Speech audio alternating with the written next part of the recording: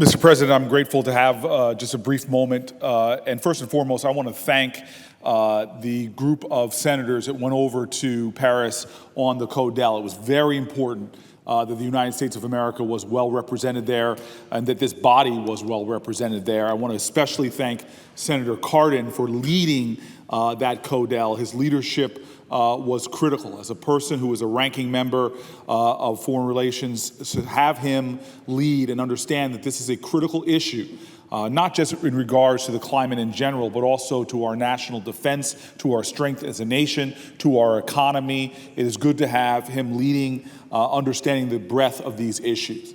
I have to say, when I was over there, I was moved to see virtually all of the globe represented by leaders, heads of state, members of parliament, NGOs, corporations, major global dominant corporations. Everyone was there as an array of the planet coming together, focused on this issue of the impacts of climate change. Conversations ranged from focusing on us being innovative in how we are dealing with renewable technology so that technology can be a great pathway towards sustainability in the future, all the way to resiliency and making sure that we are doing the things to protect populations from the effect of climate change, especially when it comes to poor populations who are disproportionately affected.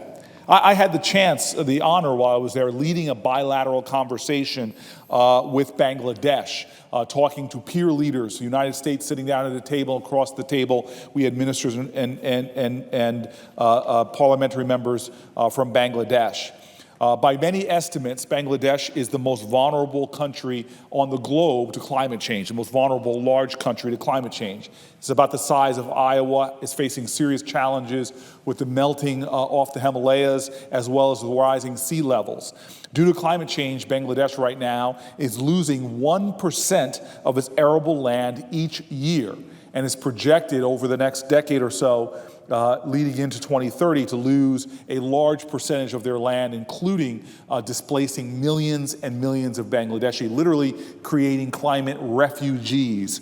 And the sea levels rising are really predicted to inundate about 15% of the land area, and creating these refugees makes it a reality for them that is so urgent that they came there with a large degree of mission to join with other global actors. I was proud to be able to sit with them and talk to them about New Jersey, not only a state that has 75,000 people who are Bangladeshis, but also a state that knows that our economy, our strength as a state, will be affected by climate change as well. We're already seeing what's happening with the warming of our oceans, the acidification of our oceans, how it's affecting the many jobs that are related to our fishing industry. We're already seeing the challenges with our climate in terms of increased weather activity and severe storms.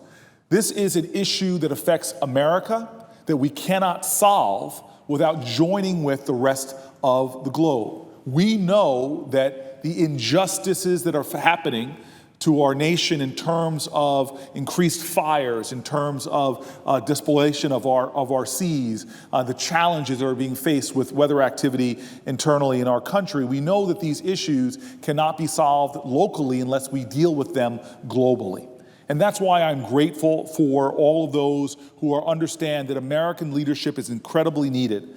I'm proud to stand here with colleagues of mine and continue to send a strong message to the rest of the globe that we are here in the United States strongly supporting the ambitious commitments of President Obama, the ones that he is making, that we will defend those communities that are facing this crisis in the immediate, long term.